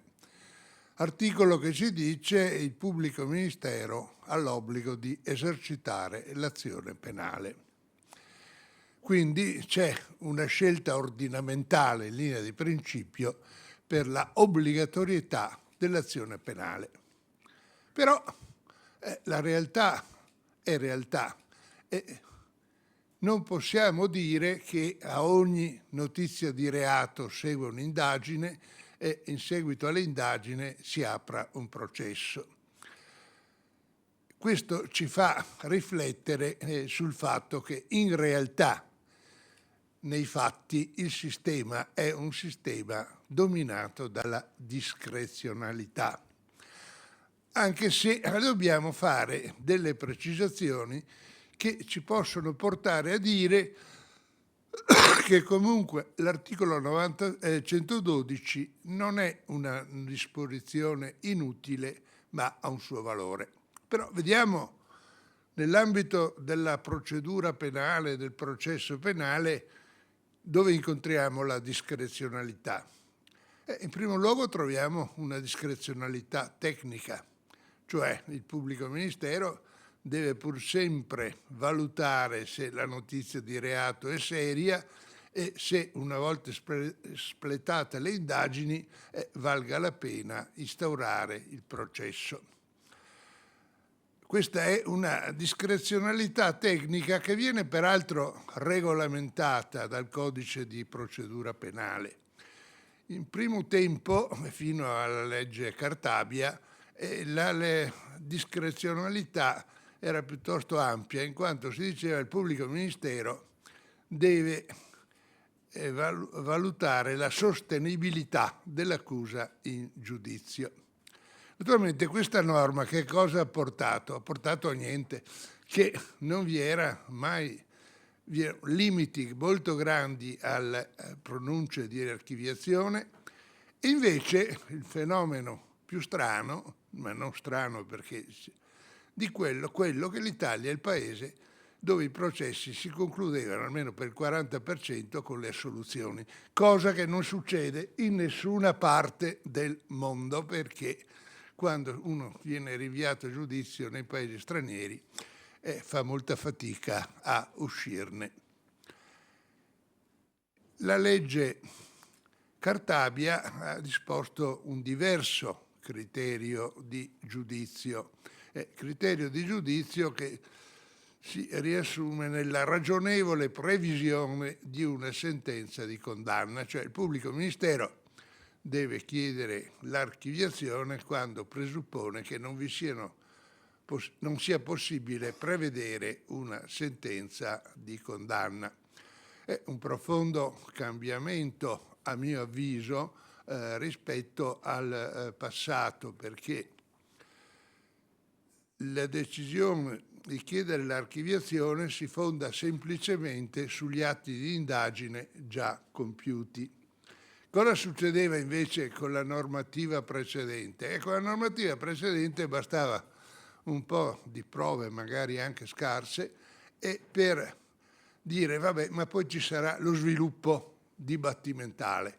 E questo ha portato che in effetti un paese che si trova a celebrare tanti processi con pochi magistrati, perché tutti i problemi della giustizia in Italia sono dati dalla scarsezza degli organici. È inutile che ci andiamo a ingannare con la riforma di qua, la riforma di là. La giustizia non funzionerà se non vi sarà una organizzazione adeguata al fatto. Vi è un controllo ovviamente su questa discrezionalità, cioè il pubblico ministero quando chiede l'archiviazione deve fare istanza appunto al giudice per le indagini preliminari, il quale accoglierà o meno la richiesta, quindi vi è un controllo per evitare eventuali abusi o errori di giudizio. Altra discrezionalità è quella che sostanzialmente porta il maggior peso, è quella del superlavoro, cioè gli italiani sono delinquenti, commettono parecchi reati e non è possibile per ogni notizia di reato instaurare un'indagine e magari richiedere il rinvio a giudizio, cosa praticamente impossibile. Considerate che ogni pubblico ministero in media ha in carico 1200 fascicoli, forse qualcuno di più. Quindi si apre un altro problema della discrezionalità, che chiamerei la discrezionalità del superlavoro. Quindi la discrezionalità che ricerca invece quali siano le priorità. Ora, evidentemente, peraltro, scegliere una priorità è sempre un atto politico, perché è una scelta, fra l'altro, che comporta, c'è poco da dire, ma la prescrizione di tutti i reati che non rientrano in questo concetto di priorità. Le procure, a suo tempo, alcune procure hanno fatto degli elenchi di priorità, per la verità un po' curiosi, perché poi mi sembrava che comprendessero quasi tutto il codice penale, quindi un po' velleitari. La situazione oggi è diversamente governata, nel senso che questa discrezionalità, che parliamoci chiari, è una discrezionalità politica, è governata dall'affermazione del Parlamento dei principi programmatici della repressione penale e successivamente le singole procure, tenendo conto del programma fatto dal Parlamento, procedono poi all'organizzazione interna delle loro priorità. Quindi, sotto questo profilo, vi è una discrezionalità. Ma è inutile l'articolo 112? Io direi di no, perché dobbiamo arrivare a un terzo punto. E il terzo punto ce lo consente proprio il paragone con un sistema, o con anche di altri sistemi, che prevedono invece la discrezionalità dell'azione penale. Pensiamo appunto all'esperienza del Regno Unito. L'esperienza del Regno Unito, la normativa è che il reato per l'esercizio dell'azione penale occorre che attualmente sia sviluppato, approvata la valutazione cosiddetta tecnica discrezionale, cioè il processo può essere mandato utilmente avanti, ma subentra un ulteriore elemento: occorre l'interesse pubblico alla repressione del reato. E voi capite che all'evidenza il diritto alla persecuzione penale diventa regolata dal principio di opportunità. Quindi quel principio che vorrebbe, mentre l'obbligatorietà pone il principio della legge uguale per tutti, evidentemente con l'introduzione di questo concetto praticamente la legge non è uguale per tutti, ma è affidata a delle valutazioni di chi, per la verità, poi del coroner, che prevede all'archiviazione sulla base appunto di questi criteri. Evidentemente quindi questa discrezionalità può essere accettata. No, ecco, qui a mio avviso interviene l'articolo 112 della Costituzione. Non è consentito, una volta che vi siano gli estremi per esercitare l'azione penale, non è consentito eludere la stessa. Cioè non si deve in pratica guardare in faccia nessuno. Naturalmente appunto a questo momento, cioè una volta superato l'esame tecnico, l'esame delle priorità, a questo punto però non si può andare avanti facendo scelte discrezionali. Scelte discrezionali nel nostro ordinamento sono fatte solo dalla legge laddove si prevede le condizioni di punibilità, oppure adesso recentemente è stato introdotto l'attenuità del fatto, non dovessi procedere per attenuità del fatto, che mi sembra un po' si avvicini alla soglia della discrezionalità per opportunità, ma anche peraltro ci sono parametri ben decisi. Quindi in conclusione, se noi accettiamo quest'ultima accezione della discrezionalità, cioè noi possiamo anche dire che l'articolo 112 della Costituzione è una norma valida e va ancora bene. Grazie.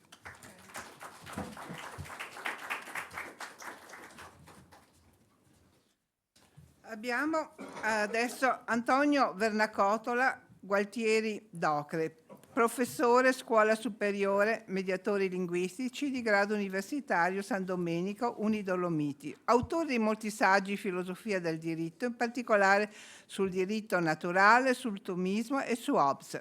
Ha tradotto Suarez, si è specializzato in bioetica alla Cattolica di Roma e ha scritto la seconda monografia su Giuseppe Bettiol, primato della persona e realismo metafisico. La filosofia del diritto penale di Giuseppe Bettiol. Ecco.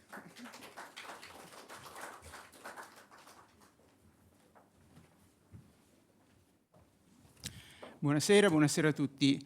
È un vero piacere essere qui Io rivolgo i miei ringraziamenti più sinceri, più sentiti alla consigliera che ci ha così gentilmente ospitato, la onorevole Elisa Venturini, ovviamente anche alle carissime amiche, la dottoressa Raffaella Bettiol, che ha realizzato questo straordinario testo che tutti quanti abbiamo letto con molto entusiasmo. Ovviamente il mio ringraziamento principale va alla professoressa Massimiliana Bettiol, che non soltanto mi ha voluto in questo convegno, ma come dire, è stata la promotrice di un continuo sviluppo della mia ricerca intellettuale, partendo proprio dai testi del professor Giuseppe Bettiol. E quindi la mia gratitudine la devo esprimere non solo per l'invito a questo convegno, ma proprio per il cammino comune che abbiamo fatto nel portare avanti un discorso filosofico. Peraltro devo anche aggiungere, e questo è fondamentale, che l'Università di Udine, con il professor Gabriele De Anna, un mio caro amico, ed io stesso, stiamo portando avanti anche un'opera di ricostruzione del pensiero filosofico di Massimiliana, della professoressa Bettiol, che è ancora di là da essere dischiuso. Ecco, un ultimo ringraziamento devo farlo al professore Ronco, che ha lungamente ispirato la mia attività di ricerca, anche indirizzandomi verso, per esempio, la comparazione degli studi su Bettiol e Hans Welzel. Ecco, questo è qualcosa di cui gli sono veramente grato, e anche per avermi coinvolto nel consorzio italo-argentino di studi sulla dialettica giuridica. Allora, io sono filosofo e quindi non posso non partire nella mia disamina, che sarà breve, che dalla filosofia. Ma questo perché? Perché Giuseppe Bettiol, oltre ad essere un insigne penalista e un membro dell'Assemblea Costituente, ha dato anche un contributo, direi, rilevantissimo, un contributo secondo me indispensabile, ancora da costruire, alla filosofia della pena, alla filosofia del diritto penale in senso generale. Il mio libro, che modestamente ho scritto qualche anno fa, ho voluto intitolarlo proprio Primato della persona e realismo metafisico, perché, come diceva magistralmente il professor Ronco, Giuseppe Bettiol ha difeso e promosso la verità della pena, della verità del diritto penale contro tutti, contro tutti gli orientamenti sia del positivismo criminologico che del liberalismo, che surrettiziamente lo contrastava, per riaffermare per l'appunto una visione filosofica che vedesse il diritto penale immerso nell'etica. E allora, evidentemente, vediamo di collocare, per dir così, anche cronologicamente questo autore, sempre, come dire, dal taglio prospettico offerto dalla filosofia. Nella prima metà del secolo scorso, in una temperie culturale dominata da varie correnti di pensiero idealistico, fra gli anni 30 e 60 del Novecento, ha preso forma nella ricerca filosofica e giuridica un indirizzo neo-giusnaturalistico che con Francesco Olgiati, ampiamente menzionato in modo assai opportuno in Italia, ma anche Giovanni Graneris e soprattutto Heinrich Rommen in Germania, l'autore del testo famoso L'eterno ritorno del diritto naturale, hanno, per dir così, riletto la filosofia tommasiana relativa al diritto, anteponendo alla lex la giustizia, quindi mettendo in primo piano quel valore della giustizia che un pochino la visione della neoscolastica seicentesca aveva offuscato e che invece adesso viene rimesso in primo piano. Parliamo della delle questioni 57 e 58 della seconda di San Tommaso d'Aquino, che insieme con Sant'Agostino, devo dire, dal punto di vista che ho tratteggiato, per Giuseppe Bettiol è un fondamento ineludibile. Contemporaneamente nell'Ateneo Patavino si stava formando un indirizzo un indirizzo neo-aristotelico dalla vocazione fortemente metafisica, in particolare con Marino Gentile. Con Marino Gentile, il quale, per l'appunto, oltre ad essere un grande studioso di Aristotele, cos'è l'aristotelismo in fondo? L'idea che la nostra comprensione della realtà debba partire dalla conoscenza dell'oggetto, di ciò che mi sta davanti, to de ti, questa cosa qui, che è irriducibile alla produzione soggettiva. E quindi un realismo metafisico, perché non si coglie soltanto, per dir così, l'effettività, la fenomenicità della realtà che ci sta davanti, l'effettività, bensì il senso profondo, l'eidos, la forma e l'ordine dell'ente stesso e insieme del complesso degli enti di cui ovviamente la persona costituisce il vertice.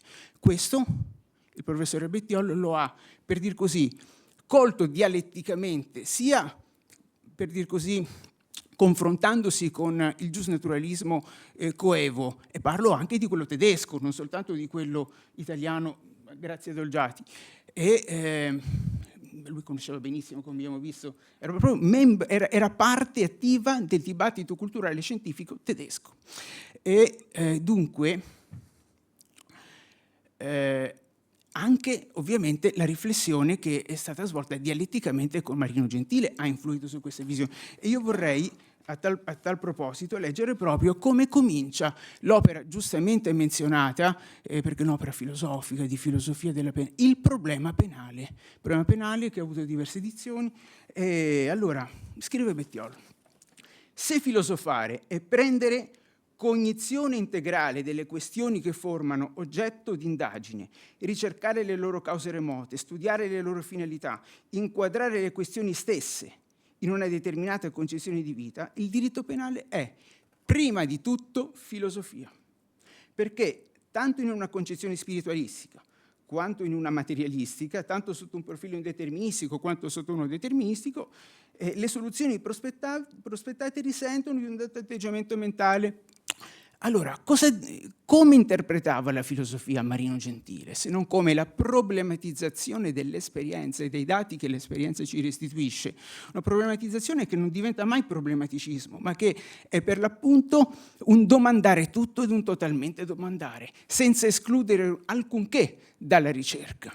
Ecco, io queste poche cose vorrei dire in questa sera, anche perché il tempo corre, si è fatto tardi, vorrei dare solo qualche suggestione che poi approfondiremo nel corso di studi che terremo insieme. Dunque, anzi, al quale eventualmente, se vorrete, potrò partecipare, se lo gradirete. Dunque, ecco, come, in quali direzioni Giuseppe Bettiol riforma la filosofia della pena? Io ne cito una, quella che mi sta più a cuore, quella che peraltro ho anche presentato in Argentina, grazie all'invito del professor Ronco che ho menzionato, ovvero la riflessione sul principio retributivo, sul principio etico-retributivo.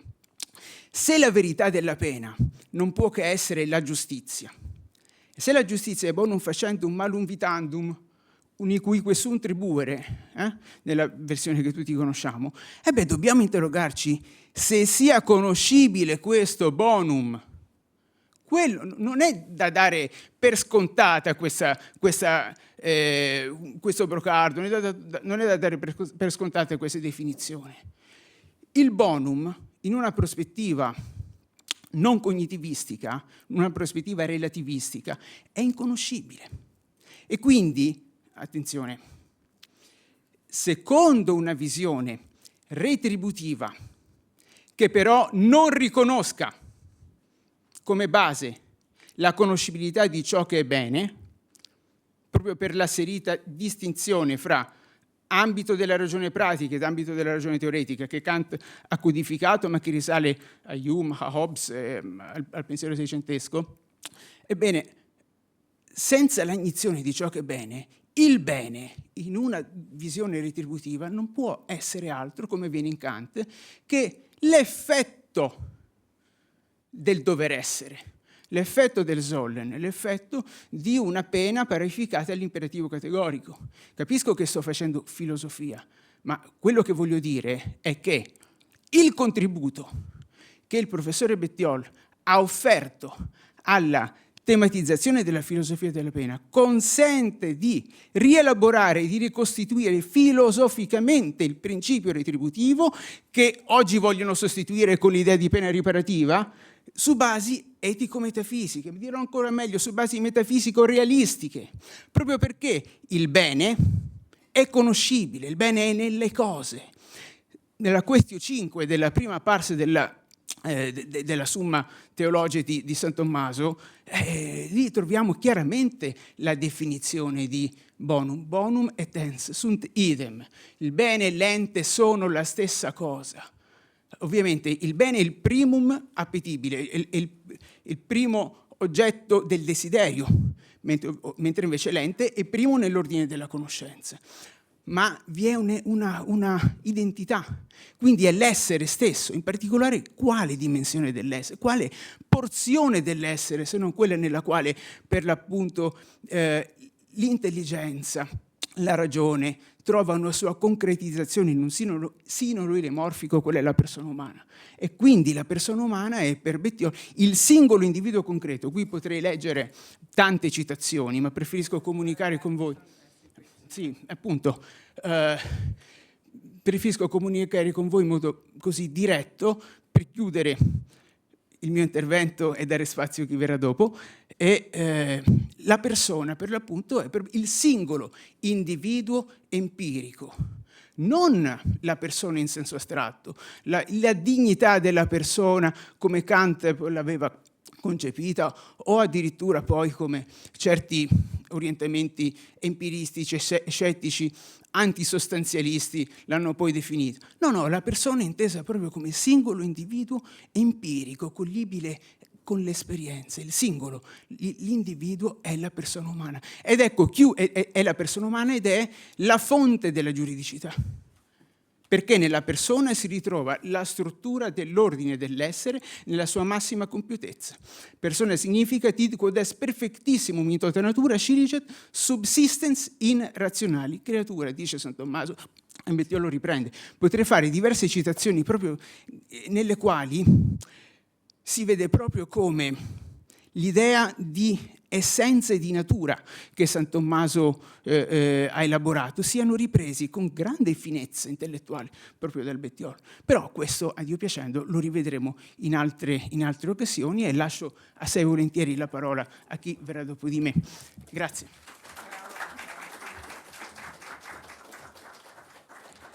Ci avviamo alle ultime due, ma prima volevo fare un saluto e un ringraziamento a Paola Ghidoni, onorevole del Parlamento europeo.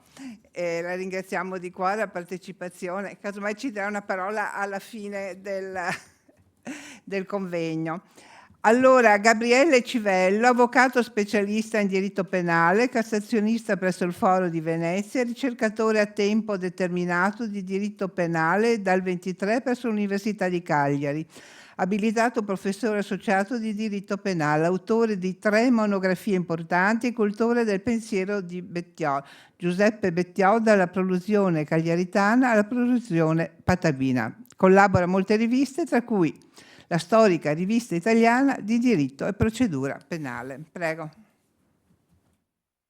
Musicista anche, qua gli artisti non si contano perché le vene di mio padre, la poesia, io la pittura che cominciai dai colori africani ad assimilare e la musica, quindi siamo a un concerto assoluto. Buonasera a tutti. Anzitutto devo chiedere scusa, sono mortificato per l'abbigliamento dovuto al fatto che mi sono rotto la clavicola e 2 costole e quindi mi è impossibile indossare un abito, ecco, come si dovrebbe. Ecco, quindi sono mortificato, ma non dipende dalla mia volontà.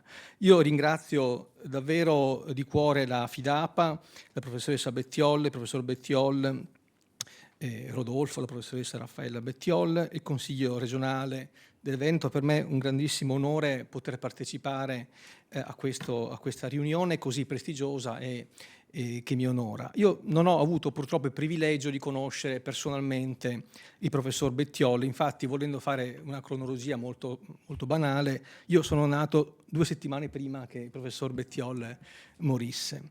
E quindi prendo la parola con una certa difficoltà, soprattutto perché ho ascoltato e ho imparato così tanto dai figli del professor Bettiol che hanno preso la parola, dal professor Ronco, il mio maestro, con la sua Lectio Magistralis, e dal professor Vernacotola, che come sappiamo è autore di una bellissima monografia su Giuseppe Bettiol e altri scritti molto preziosi. Quindi farò solo alcuni riferimenti rapidi che ruotano tutti attorno all'Università di Cagliari. Come mai l'Università di Cagliari? Università peraltro antica, pochi ricordano che è stata fondata nel 1620 da Filippo III di Spagna, un anno prima della morte, con la creazione di 4 insegnamenti fondamentali, come usava all'epoca: teologia, leggi, medicina, filosofia e arti. Perché Cagliari? Perché Bettiol, come forse non tutti sempre ricordano, laureatosi 22enne alla Cattolica di Milano con Giacomo Dell'Itala nel 29, arriva a Cagliari nel 36 come professore straordinario, ricevendo l'incarico di insegnare diritto processuale penale, diritto internazionale, storia dei trattati e politica internazionale. Era un'epoca di grande enciclopedismo, oggi purtroppo inarrivabile. Poi nel 38 Bettiol, come sappiamo, arriverà a Trieste e nel 43 a Padova. Quindi Bettiol, professore straordinario a Cagliari nel 36. 50 anni dopo, nel 1986, il mio maestro qui presente, Mauro Ronco, viene nominato professore straordinario proprio a Cagliari, dove ha insegnato per 3 anni, prima di approdare a Modena, a Padova e a Innsbruck. E infine, mi dispiace chiudere la parabola così modestamente, nell'ottobre del 2023 io ho avuto l'onore di prendere servizio nella stessa Università di Cagliari. Una volta arrivato in Sardegna, il direttore del dipartimento, un civilista di grande valore, Cristiano Cicero, che voglio pubblicamente ricordare, mi ha proposto di studiare la figura del giovane Bettiol cagliaritano e di pubblicare un articolo sulla prima fase della sua carriera in questa rivista Studi economico-giuridici, in cui lo stesso Bettiol nel 1938 aveva pubblicato un lunghissimo saggio e interessantissimo saggio sulle presunzioni. Confesso che le mie letture bettioliane in passato si erano soprattutto concentrate sul problema penale del 45 e poi gli scritti successivi, gli anni 50 fino all'82. Invece la prima fase, quella del giovane Bettiol a Cagliari, mi era sempre sfuggita. Eppure era la fase più importante, quantomeno per cogliere la genesi del suo pensiero e i suoi primi importanti traguardi scientifici. La prima cosa che mi ha colpito studiando le opere giovanili di Bettiol, oltre al fatto che all'epoca, a 30 anni, questi grandi maestri manifestavano una maturità scientifica e culturale che oggi, forse nemmeno a fine carriera, possiamo sperare in noi, e Bettiol si trova a affrontare un dibattito che all'epoca era particolarmente vivo. Se sfogliamo le riviste penali dell'epoca, quasi tutti i penalisti si accapigliavano per capire che cosa. Con l'avvento del fascismo, il principio di legalità che fine farà? Il principio di colpevolezza è un principio del diritto penale fascista, si chiedevano gli autori, e l'indubbio pro reo, la presunzione di innocenza, è un principio che sta bene al diritto penale fascista. Ecco, Bettiol, trentenne, con grande coraggio, disinnesca queste che erano dei dibattiti, devo dire, stereotipati, che nuocevano grandemente alla ricerca della verità. E Bettiol, con la sua già intelligenza acuta, scrive: ma i principi penalistici non sono principi socialisti, liberali, fascisti. Il principio di legalità, il principio di indubbio pro reo, sono principi di civiltà giuridica eterni. E quindi Bettiol si tira fuori da questo dibattito che era assolutamente infruttuoso e soprattutto portava a delle conclusioni forzate, nel senso che i giuristi penalisti, diciamo, di regime finivano per negare dei principi fondamentali solo perché questi principi, per esempio, erano stati affermati in precedenza e quindi la moda era di contraddirli. Oggi questo metodo di Bettiol sembra assolutamente attuale, in un'epoca nella quale tutt'oggi si continua a usare l'etichetta questa riforma penale è democratica, questa riforma penale è liberale, questa riforma è autoritaria, con queste etichette puramente ideologiche che tutt'oggi offuscano spesso il nucleo centrale delle questioni giuridiche. Anche nel dibattito su analisti e unitaristi, cioè il reato è un'entità unitaria o va analizzato o va suddiviso. Il professor Ronco già magistralmente ha ricordato la tripartizione. Ora, Bettiol aderisce con convinzione alla tripartizione, fatto tipico, antigiuridicità e colpevolezza, ma con due caveat molto importanti che imprimono al suo pensiero una grande originalità e anche qua una grande profondità. Prima cosa, questa tripartizione, dice Bettiol, è programmatica, cioè è per finalità didattiche. Nella realtà delle cose il reato è unitario. Ora però questo reato unitario dai giuristi nazionalsocialisti veniva interpretato in maniera eccessivamente diciamo intuizionistica, come se l'intuito del giudice o del giurista potesse cogliere il reato quasi irrazionalisticamente senza una previa scomposizione. Bettiol cosa dice? Che il reato va scomposto, va analizzato, ma questa tripartizione è programmatica, cioè non è ontologica. Nella realtà dei fatti non esiste un reato tripartito. Quindi atteggiamento problematico e dialettico di Bettiol che accoglie la tripartizione, ma con questo caveat. Il secondo antidoto che Bettiol propone è interpretare il secondo pilastro, l'antigiuridicità, non in senso formale o formalistico, ma come offesa materiale al bene giuridico. Anche questa è un'intuizione geniale di Bettiol, interpretare l'antigiuridicità in senso materiale. Oggi, dopo 43 anni dalla morte del professor Bettiol, forse lo stesso maestro, io oso dire, diciamo, con la sua consueta virtù dialettica, anche la sua prudenza epistemica, forse adatterebbe le proprie convinzioni sul bene giuridico e sui valori penali alla nuova realtà sociale, che vede emergere i beni cosiddetti funzionali, nonché alcuni reati anche di pericolo astratto. È un dibattito che non potrò oggi affrontare, ma credo che oggi una sfida per il penalista contemporaneo che voglia recuperare il pensiero di Bettiol e attualizzarlo sia quello di rendere compatibile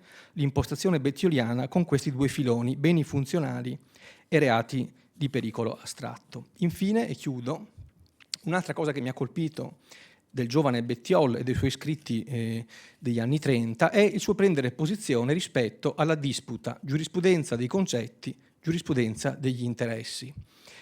Alla giurisprudenza dei puri concetti, quindi al concettualismo puro, Bettiol rimprovera un eccesso di astrattismo e di formalismo. Esasperando il ruolo dei concetti e delle categorie astratte, i concettualisti, dice Bettiol, finiscono per dimenticarsi il ribollire della vita sociale che non è fatta solo di sillogismi e di sussunzioni, ma anche di contrasti, di conflitti e di contraddizioni. Dei concettualisti però Bettiol apprezza, e quindi qua c'è anche qua una posizione dialettica da parte sua, la grande pulizia di pensiero e la sorvegliata razionalità, la tensione ideale verso un sistema coerente, contro quelle tendenze confuse e disordinate di irrazionalismo giuridico che Bettiol chiama il nuovo romanticismo giuridico. Critica quanto mai attuale, visto che oggi potremmo dire che questo romanticismo giuridico è assolutamente dilagante. Quindi giurisprudenza dei concetti pro e contro. Anche la giurisprudenza degli interessi è per Bettiol una tendenza, un indirizzo che merita degli apprezzamenti e delle critiche. Qual è la cosa positiva degli interessi? Studiare gli interessi, per Bettiol, dietro la norma giuridica, significa scoprire che il diritto non è solo algida e asettica visione formalistica, astratta, ma che dietro gli istituti giuridici scorre il fiume impetuoso e anche contraddittorio certe volte della realtà concreta, della realtà materiale. Quindi gli interessi come strumento di recupero dell'esperienza, dell'empiria. Però, dice Bettiol, l'importante è non esasperare gli interessi, perché non tutte le dispute giuridiche hanno a che fare con un bilanciamento di interessi, con una proporzionalità di beni o di valori. Quindi anche qua Bettiol riesce a vedere nella realtà le contraddizioni, ma dice la realtà non è solo contraddizione, non è pura contraddizione, e quindi propone come terza via quella della giurisprudenza dei valori, che ricorda in qualche modo alcuni orientamenti di natura neocantiana, ma non posso avventurarmi. Il mio maestro, il professor Ronco, si è chiesto più volte se Bettiol sia in tutto o in parte un neocantiano, ma è una domanda alla quale non sono in grado di rispondere, e quindi rinvio agli scritti del professore. Io credo che sia importante calare, e chiudo, la concezione di Bettiol dei valori nel tempo storico dell'epoca. In più passaggi Bettiol usa il termine valore e il termine bene giuridico quali sinonimi. Dice: questo valore, nel diritto penale del 45, questo valore può anche essere chiamato bene giuridico. Esso è principio metafisico delle cose, l'universale in esse sussistente e operante sotto forma di natura. Sono parole grosse che pesano come macigni: natura, metafisica, bene e valore. Io vorrei, sarebbe un privilegio oggi poter chiedere al professor Bettiol: caro professore, oggi la sua teoria dei valori penali è ancora praticabile in una società in cui i valori tradizionali sono pressoché scomparsi, o perlomeno si sono moltiplicati all'infinito? Credo che la sfida per il penalista contemporaneo attento al pensiero di Bettiol, che dà il giusto tributo e il giusto valore al pensiero bettioliano, consiste nel comprendere come un diritto penale di matrice cristiana, teleologico e realistico, attento alla realtà delle cose, possa essere oggi coltivato all'interno di una società pluralistica, relativistica o persino nichilistica, in cui il relativismo e il nichilismo non sono più visioni marginali, eccezionali ed estreme, perché il nichilismo ha fatto ingresso nella politica legislativa, nell'accademia, nel ceto dei magistrati e in quello forense, e più in generale nel mondo della cultura e della società. Quindi, caro professor Bettiol, ci aiuti lei a capire, visto che la soluzione tracciata verso il bene giuridico e verso il valore è la soluzione giusta, io credo la soluzione corretta, ci aiuti il professore a fare in modo che questa visione possa continuare a fruttificare anche in una società pluralistica, relativistica o nichilistica. Grazie.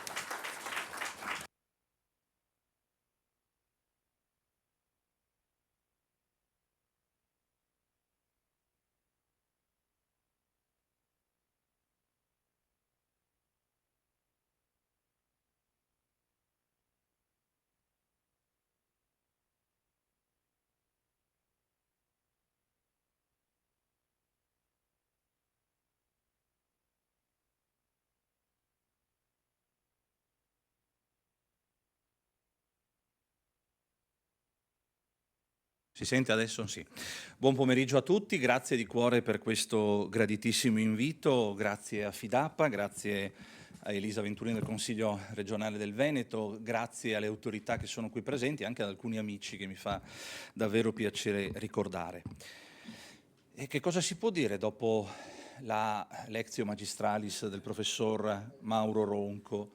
Che cosa si può dire dopo la testimonianza del professor Bettiol, di Raffaella, di Massimiliana, che hanno fatto vibrare, fatto rivivere il loro papà e la produzione di questo grande uomo? Ci hanno fatto percepire non solo la grandezza filosofica, giuridica, ma anche la grandezza umana, che è la base, che è il presupposto, è il sostrato per tutto il resto. Io non studio diritto penale, non studio procedura penale, sono un modesto e semplice costituzionalista. E allora devo ringraziare l'amico Antonio Vernacottola che mi ha fatto conoscere la figura del grande maestro Patavino. Ma che cosa può dire allora un costituzionalista la figura del professor Bettiol? A me sono venute in mente le parole con cui nell'anno accademico 44-45 l'Italia stava vivendo il dramma della fase conclusiva della Seconda Guerra Mondiale, è un'Italia spaccata, un'Italia divisa. Il professor Bettiol iniziava in quell'anno il suo corso universitario con una affermazione che è stata anche citata, è stata ricordata. Il diritto penale è una filosofia. Ora, sull'articolo indeterminativo il professor Castellano potrebbe dire tante cose, no? Ma che cos'è questa filosofia? Castellano ci invitava a sostituire l'articolo indeterminativo con l'articolo determinativo. Non è una qualunque filosofia quella di Bettiol. Non è certamente un'ideologia, non è un richiamo a un sistema filosofico, ma è la capacità di aprirsi all'essere, di rinvenire nell'essere il fondamento autentico della legge. Questo ce lo ricorda Platone nel Minosse, quando dice che la legge è euresis, è scoperta di ciò che è, ed è una scoperta non facile, è una scoperta sofferta.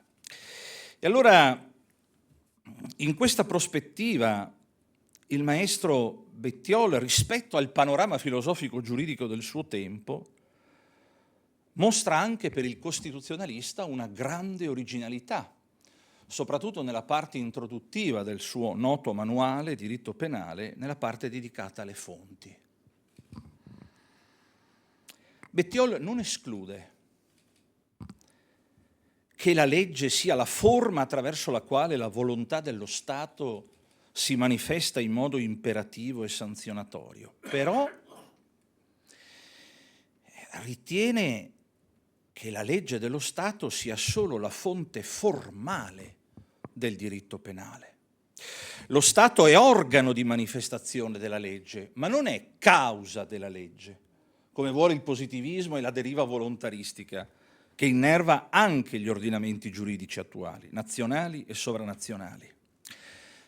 Bettiol insegna un qualcosa di fondamentale al costituzionalista, e cioè che se la fonte formale e la fonte sostanziale coincidessero, il rischio è quello di introdurre l'arbitrio non solo nella norma, ma anche per la norma, cioè attraverso la norma stessa. Qui, amici, è forte l'influenza di Francesco Olgiati, e in particolare dell'opera La riduzione del concetto filosofico del diritto al concetto di giustizia, che ha influenzato l'opera del professor Bettiol. Bettiol prende proprio spunto da Olgiati, fonte precipua in senso sostanziale, ecco, vedete, non formale, del diritto penale. È la giustizia, ma non qualsiasi opinione attorno alla giustizia, ma è l'archetipo platonico di giustizia. Cioè quell'archetipo che trova espressione nell'anima della morale sociale, in quello che noi chiamiamo oggi il diritto positivo, Tommaso lo chiamerebbe la legge umana, nel diritto umano. L'archetipo di giustizia non è un qualcosa di astratto, ma è l'ordine che rispecchia il bene in sé, il carattere teleologico insito nell'essere stesso.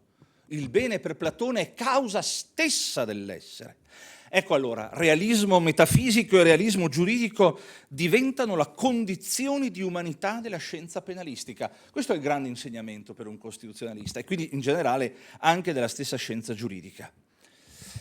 Il maestro Bettiol, per dirla con Marino Gentile, non è un esegeta della effettività degli ordinamenti giuridici e del loro processo storico, non è un enzima del potere. Bettiol si sente responsabile, sente la sua missione. Il dibattito in Assemblea Costituente è significativo da questo punto di vista. Si sente responsabile della costruzione di un ordine giuridico, e questo è emerso secondo me in maniera fortissima nella Lectio Magistralis del professor Ronco, responsabile di un ordine giuridico da scoprire secondo la ragione contemplativa, secondo la ragione teoretica. È vero, Bettiol sulla Costituzione, sui diritti umani, sceglie la dottrina liberale, ma questo va giustificato anche con il clima dell'epoca, per rispondere a quel totalitarismo politico e giuridico secondo cui il diritto è lo strumento per l'imposizione della volontà e della libertà dello Stato, ma mette al centro la persona. Ed è una persona diversa rispetto alla visione di Lapira, rispetto alla visione di Dossetti, è molto più vicina alla visione morotea. Quella persona che ha il primato ontologico, che ha una precedenza non storica ma ontologica. l'uomo fine, l'uomo che non è degradato in base a criteri maggioritari, in base a criteri utilitaristici e quindi a criteri modulari, a criteri anfibologici. Una visione molto diversa, ad esempio, da quella di Dossetti. Dossetti nel 1951, davanti all'Unione dei giuristi cattolici, diceva: compito dello Stato è quello di trarre dall'informe la persona e il corpo sociale. Ecco, e allora concludo. Se è vero, come scriveva Carnelutti, che i giuristi usano poco approfondire, indagare l'indagine attorno alla persona umana, Giuseppe Bettiol ci ha illuminato e ci ha indicato la via, e noi come polo universitario lavoreremo insieme anche con la famiglia per gradualmente, progressivamente istituire un centro studi per approfondire davvero questa luce che deve sempre di più irradiare il percorso di tutti coloro che si occupano di diritto e che fanno della politica non la tecnica del consenso, ma l'arte della legalità. Grazie a tutti.